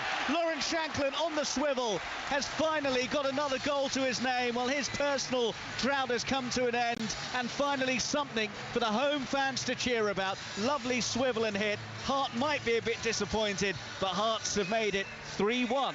Oh, it's a magnificent finish from Lawrence Shanklin. Did a shot a few seconds ago, but this one, he's back to goal. The ball's coming across his body. I think he's just on the edge of the 18-yard box, and it's the speed in which he hits it. You know, he just turned and hit in off the post as well. He starts outside the post, comes right back in, just clips the post, Joe Hart, for me, absolutely no chance of saving it. It's not the most powerful strike, but it's a perfect direction, and the speed in which Shanklin takes a shot. It's a magnificent finish. He's had nothing to feed off all day, but that is a brilliant goal from Lawrence Shanklin. Well, Hearts with a goal, and Celtic are making some changes. We'll tell you about them in a minute. Let's get the team news first of all from Aston Villa against West Ham from Ali Bruce-Ball. Thanks, Mark. Kicks off at 4:30. Team news pretty simple, actually. West Ham are unchanged after their 2-2 draw against Newcastle at home before the international break. Just the one change for Aston Villa. Nicolo Zaniolo, the Italian. Unai Emery has clearly decided he's fully focused and ready to go, despite the off-field distractions of having to help the Italian authorities with their investigations into alleged illegal gambling. He comes into the Aston Villa team. Diego Carlos drops out, so Matty Cash will play right back, and Ezri Konsa as the right-sided centre-back.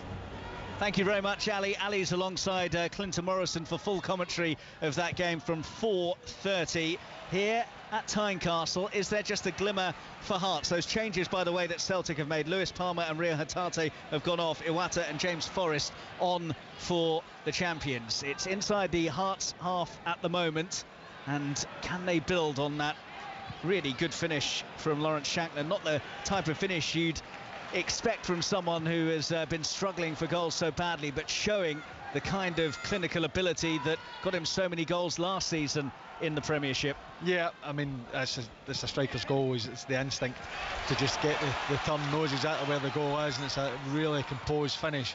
But I think Oda coming on for Hearts has given them a real lift, given them injection of energy, a willingness to go and run and try and create something. I think he's been a real positive since coming on.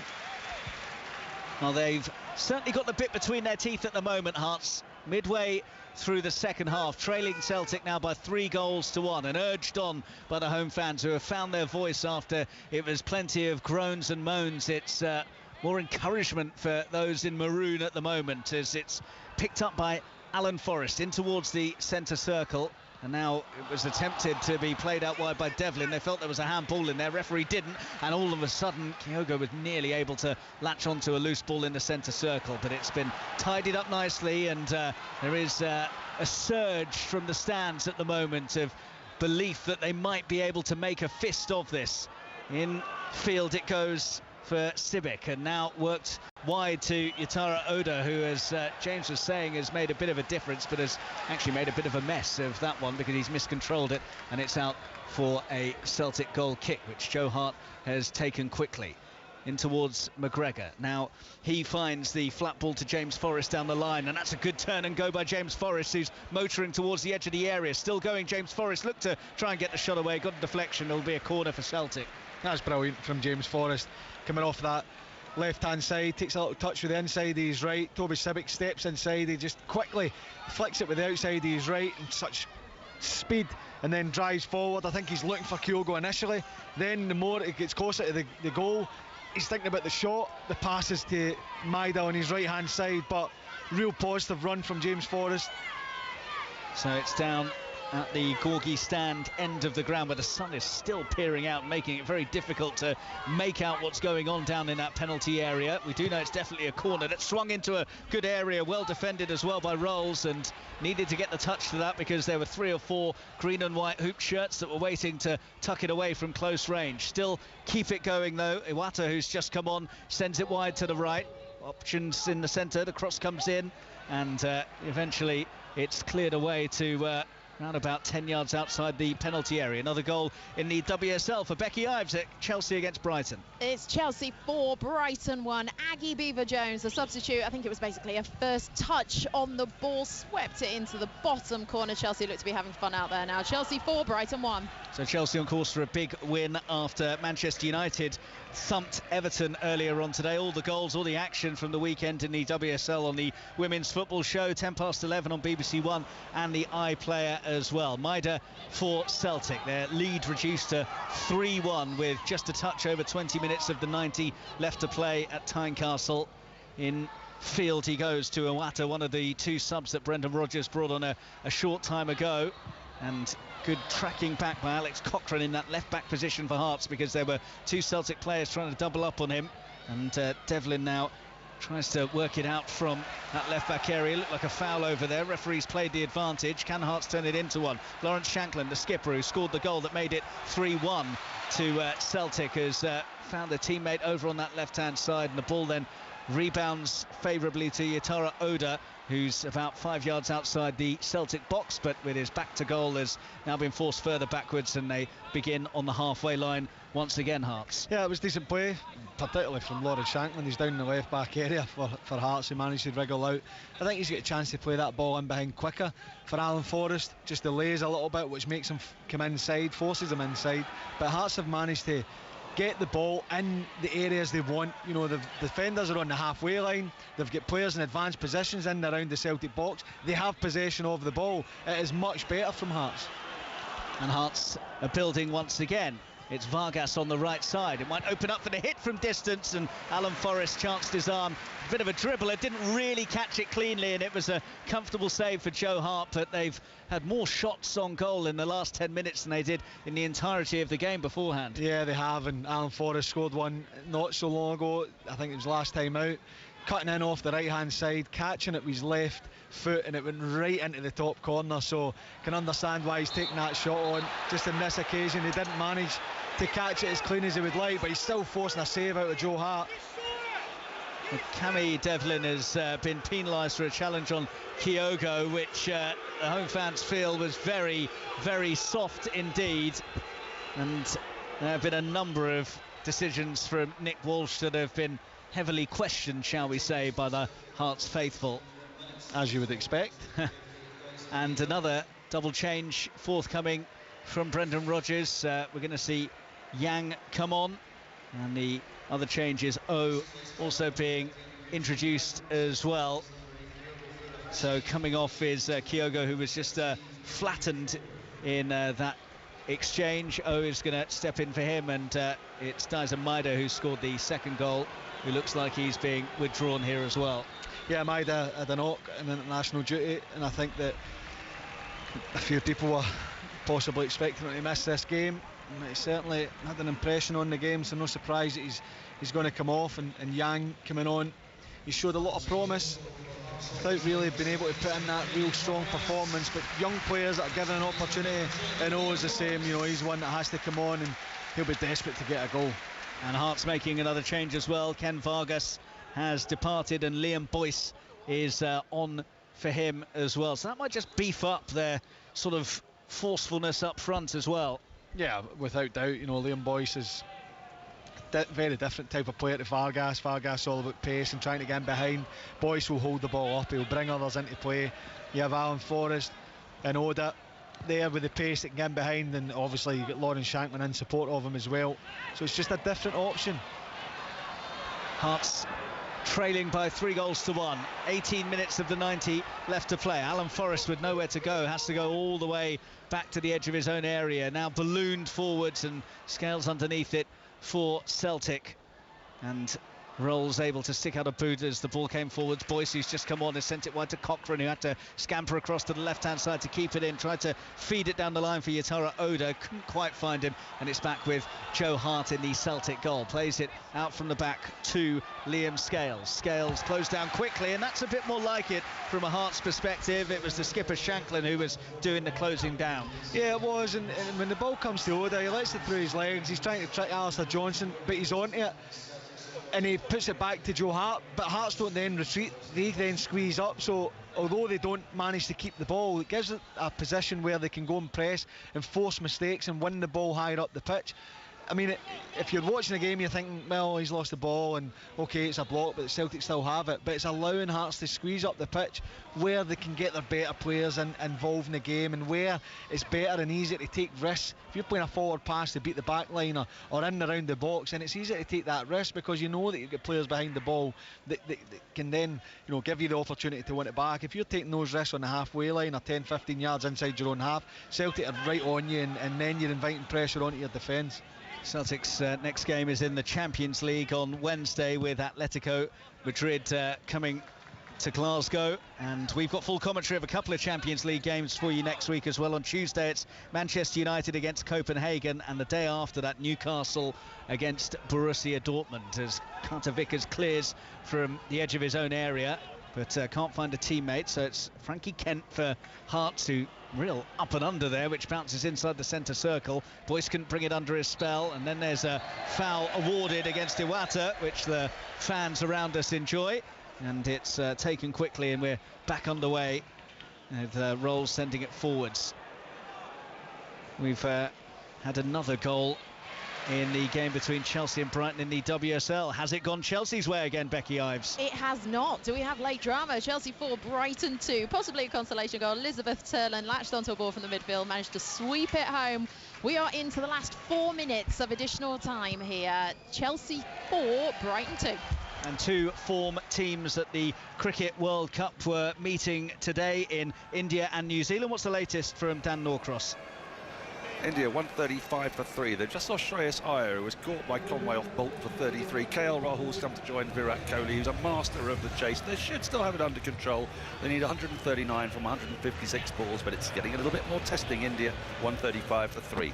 Thanks, Dan. Glad that they got back underway. We heard from Henry earlier talking about the cloud that had emerged over the cricket there as well. No clouds in the sky here. The sun continues to beat down. Blue skies overhead with 15 minutes of action left, and Celtic leading here by 3-1. If nothing else, Hearts have at least shown some fight and some spirit in this second half. Yeah, they have, and I think you were right in saying about, you know, the changes for all their good players and quality players Celtic have brought on. It's kind of taking that impetus, that attacking threat away from them, because they've made so many changes. And Hearts, you know, positive changes by Stephen Naismith. Oda has come on and looked bright and made a difference. Beningham's brought a bit of control to the midfield. You get Liam Boyce in there as well. If you can get Liam Boyce on the ball, in and around the box, he will get a shot at goal, or he will create an opportunity. He will cause problems. So yeah, it has been a lot better from Hearts. Having said that, it wouldn't have taken much to be better than the first half, because it was really, really poor. Yeah, it could have got messy for them, you felt, but in the end they've made it competitive at the very least as well. Hearts were beaten 4-3 in October of last year. Can they set up a grandstand finish in this encounter against Celtic with a goal to make it 3-2? They have it wide left with Yotaro Oda. 13 minutes of the 90 left to play. Carter Vickers has leapt in with a challenge. Referee making it clear that he's playing the advantage. So it's come across to this near side. Sibic has the chance to get the ball in, which he's done. Shooting opportunity. What's that? A handball in there. Ball goes over the bar anyway. Well, VAR will certainly have a look at this, because the arm seemed to be slightly outstretched from Liam Scales, and Hearts were very quick to appeal. They nearly put the ball in the net anyway. They did. It was excellent. Really good play. You know, you mentioned the challenge from Carter Vickers on Alan Forrest. He stays on his feet. They work it wide. And when it comes out wide to Toby Sibic on the right-hand side, it looks like he's going to cross it into the box and put it in the air. He doesn't. He rolls it into the feet of Shanklin, who's holding off Liam Scales, I think it is. He just sets it for Alan Forrest, who is probably just outside him a little bit, but he still manages to get his shot on target. I have to say, it looked to me as if it came off his back or his backside, but then even it drops to Shanklin, who's on the ground, and he almost gets it beyond Joe Hart. It's really good play from Hearts. It's the best they've shown this afternoon. Well, they had a very quick look at it, VAR, and decided nothing in it, so no inspection as to whether Hearts were going to get a penalty. But again, it was something for them to latch onto, and if that had got in, well, what a finish it could have been. And again, it's down the right with Alan Forrest, who's managed to recycle it to centre field. Now it's been coughed up though, and Celtic have the opportunity to try and build, but they've lost their way a bit, just as Hearts have fought their way back into it. Celtic's passing not as crisp. Having said that, Iwata brings it forwards, options left and right, goes to James Forrest. James Forrest looking for the angle to get the shot in, cut off well by Toby Sibic, who stuck out a boot, and it is away to relative safety as far as Hearts are concerned. But now they've been called out with the ball round the back, knocked in towards the edge of the area. The first time hit is shielded away to safety by Rolls, who readjusted really well. I think he may have taken that where it hurts with the way that he blocked it, but it did the job to prevent Celtic getting a fourth. Yeah, it did. They've just angered Celtic, haven't they, Hearts, with that little attempt, that little bit of play. Celtic winning the ball back. it's that run we're so used to seeing, the full-back making the overlap, the inside channel pass, and Hearts defend it well. Ball from the left is cleared half away, and now Celtic having to defend themselves as it's lumped towards the centre circle. Collected in that centre circle by Johnston. Johnston's ping ball towards the right flank is anticipated well by Cochrane, who feels that he was fouled, and the decision has gone his way, although it's a throw rather than a free kick, and a quick throw he's taken as well. Hurled down the line for Shanklin to chase. Shanklin, was he buffeted off the ball there? Referee saw nothing wrong with it, but Shanklin's got to his feet and got the ball back, and at the edge of the area again is absolutely convinced that he's been dragged back. So are the fans as well. They're sure that should have been a free kick just outside the box for Hearts. Nothing given, and Celtic come forwards with McGregor instead. McGregor spins it into the feet of James Forrest. Danger here. James Forrest ball in is not fully cleared. Chance to settle it once and for all here. Good save by Xander Clark down low to make the block, but Celtic not finished yet, and that does finish off the game. Bent into the top corner by Iwata. It fell invitingly for the substitute, who arrowed a first-time strike in off the underside of the bar. Celtic lead by 4-1 and are going 7 points clear at the top.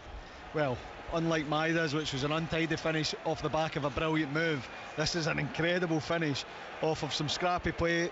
Starting with O, I think his shot at goal potentially could have come off a hand, whether it was by his side or not. Kai rolls, but when it drops to Yang in the edge of the box, he makes no mistake. Left foot, top corner, in off the underside of the bar, and you have to say, you know, for Hearts' little rally there, it's game over now.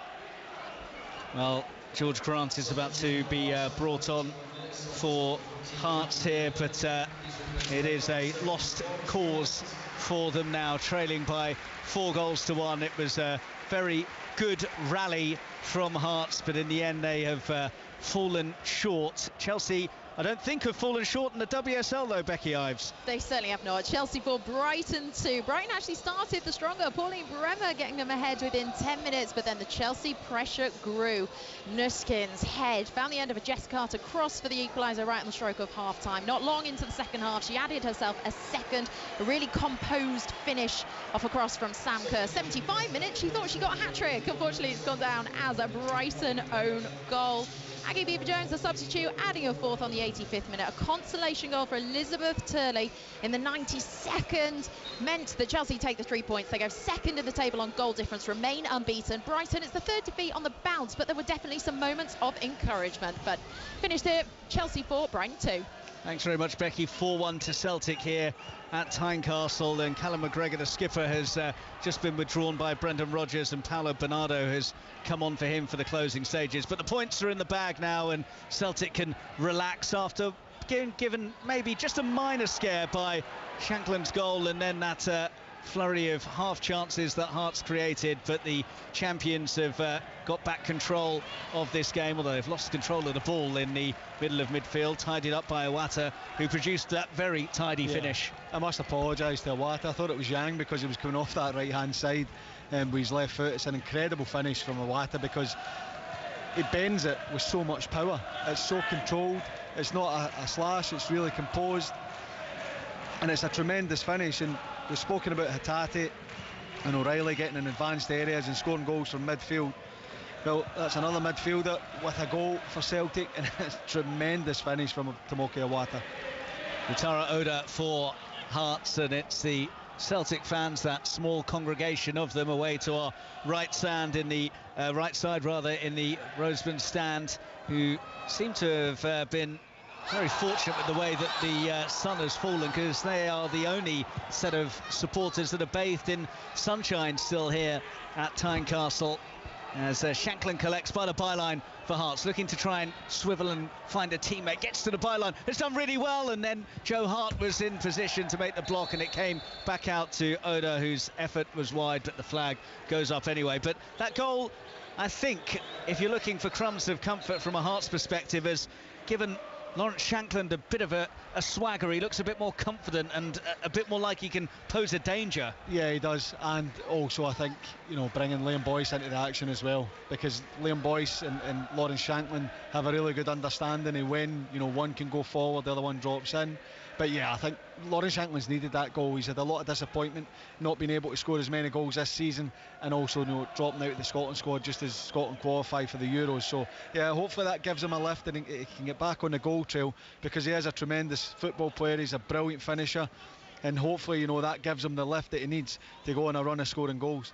It's only going to be a one winner here between Celtic and Hearts, but what about in the first test between England and Tonga? Richard Stead. Still 12 points apiece, 10 minutes gone since half-time. Minor disagreement between the two sets of players. Just away to my right at the moment, Kola Matangi with the best chance for Tonga in the second half, fumbled while under pressure, and a half chance for Tom Johnston at the other end, but no change to the score after 40 minutes. It's 12 points apiece. Here, a super save by Zander Clark has prevented a fifth goal for Celtic, although the flag has now been raised, has it? No, it's going to be a corner kick for Celtic. That was some stop by Clark. Tremendous break again down this left hand side. Ball's fired out to James Forrest. It's bouncing. He takes a brilliant first touch in the left foot and just fires it across, and O's making up the ground, and it looks like he's going to put the ball in the back of the net. Catches Zander Clark probably off balance a little bit. He has to step back to his right, and he gets a big strong hand to it. It's a tremendous save from him. Corner kick then for Celtic, leading by 4-1 and looking to add some further gloss to the scoreline. 10 wins in a row in all competitions for them against Hearts. Only the third time that they have achieved that against Hearts. And they're looking to get another here, as it was weaved and played in beautifully for Yang to try and cross from the left, but in the end they had enough bodies back there. It's going to be a long 5 minutes for Hearts, because Celtic are in the mood to get another goal. Great switch of play from Bernardo, great little bit into play, James Forrest and Matt O'Reilly, another little flick round the corner, and it's good defending, because that is a dangerous cross. Corner kick then, O'Reilly will take it, left-footed out swinger towards the penalty spot. Carter Vickers rises, unable to get the touch on it. Will be played back in eventually. They feinted to make the cross. Carter Vickers then gets out of the way, goes back to Johnston just by the centre circle, clips it over the top, and that's a waste, and bounces through for a goal kick, which Zander Clark will go across to take at his leisure. The Celtic fans on their feet and applauding. They'll be hoping they can transfer this kind of performance into the Champions League. Tougher test, of course, against Atletico Madrid, but I think you were saying earlier, weren't you, to Crossy, about the fact that that is where Celtic are really judged, how they do in the Champions League. Yeah, it's something that has been a disappointment for Celtic over the years, the European form, particularly in the Champions League. It's going to be tough. It's a game that they have to win if they want to keep their hopes alive, and it will be, I don't think the only tougher test would be away to Atletico Madrid. At least it's at home, but they're in a good place at the minute, Celtic. They're playing good football. They were unlucky against Lazio in the previous round of fixtures, so it's something that they'll be looking forward to. Of course, winning the game as comfortably as what they have done today will help them. I think James Forrest has come on and really made an impact in the game. Iwata obviously getting his goal, but the form of Hatate, McGregor and O'Reilly will give them great confidence going into the game that they can create opportunities against Atletico Madrid, and it's a game that I'm looking forward to, so I can only imagine how much the players are looking forward to it. Yeah, the Champions League back next week, and we'll have commentary of Manchester United against Copenhagen on Tuesday, and then on Wednesday Borussia Dortmund go to Newcastle. Two crackers there. Manchester United, of course, under the pump after the way that their Champions League campaign has started. It is Hearts in possession on halfway, looking to try and maybe grab a consolation. 4-1 down, 2 minutes of the 90 remaining. I don't think that Nick Walsh is going to get a warm hand from the Hearts fans when he makes his way off the pitch to the referee. They never do. I've never seen a referee being given a warm hand off of any set of supporters. It's a tough job for them. I think he's done well today, Nick Walsh. Free kick for Hearts then. 90 seconds of the 90 minutes left to play at Tynecastle. Celtic have shown the right mix of everything, some real quality, but they've dug in and shown game know-how as much as the pretty stuff, as James Forrest picks it up just on the halfway line. Oda was closing him down. Infield it goes from Greg Taylor, and as James was saying, I think it's a fair point that those players that have come on are hungry to try and make an impact, and certainly James Forrest has looked like that. Yeah, he has done. I think that for Celtic in general, the way they set up, there is one spot that is yet to be grabbed by any player, and it's that wide area, whether it's off the left or the right. Luis Palma has a jersey at the minute, but he hasn't played a whole lot of games, so that spot's up for grabs. I think James Forrest has come on and done really well and been that threat in behind, creating opportunities, and probably been reinvigorated by the fact that Brendan Rodgers come back to the club. Ball looped in by Greg Taylor, which is only half cleared, and then Cochrane got himself in a bit of a muddle. In fact, it was rolls across there, and Hearts do eventually clear their lines. It's up towards Liam Boyce, who came on when there was still a bit of wind in the sails of Hearts, but he's not really been able to do anything more after that fourth goal that effectively killed it off once and for all. No, I mean, he showed a great reaction coming on. And I mean, we're used to seeing Liam Boyce getting on the ball, being creative, but he's come on and he's helped out his midfield because he's pressing, from the other side, if you like, from behind the midfield to win the ball back, and the chances that Hearts have managed to create, he's been a big part of that. But it was just too little, too late for Hearts. The game was probably already gone by that point. Here is Yutara Oda into the area for Hearts. Angles tight, goes for it and goes into the side netting. Good positive play though from Yutara Oda, who beat his man, and then from the right side of the area tried to arrow it goalwards, but the angle always favoured Joe Hart. It did, and I think he had better options inside. As soon as he goes that wide, he's almost going away from goal to try and cut across. The only place he can really hit it's the near post. The option of Boyce and Shankland in the box, and as soon as the shot was hit, Shankland's screaming at him because he's available in the middle, and that is Yutara Oda. I think he's a very good player. The final part, the final decision, is the thing that he has to improve upon.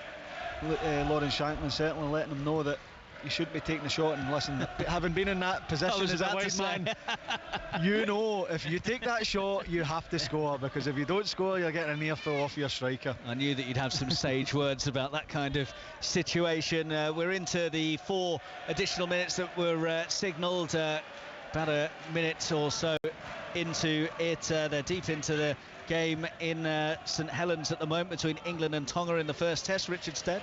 Yeah, England have gone over again. German-born Wakefield raised, plying his trade in the south of France. Tom Johnston scoring his second appearance 5 years after his first, set up beautifully by the skipper Jack Wellsbury with a cut-out pass. We're awaiting the conversion. England lead 16-12. And that's live on BBC One right now. Coming up after this, full commentary of Aston Villa against West Ham with Ali Bruce Ball and Clinton Morrison. 6:06 is after that, and then we will have commentary of the US Grand Prix as well for you on 5 Live 2.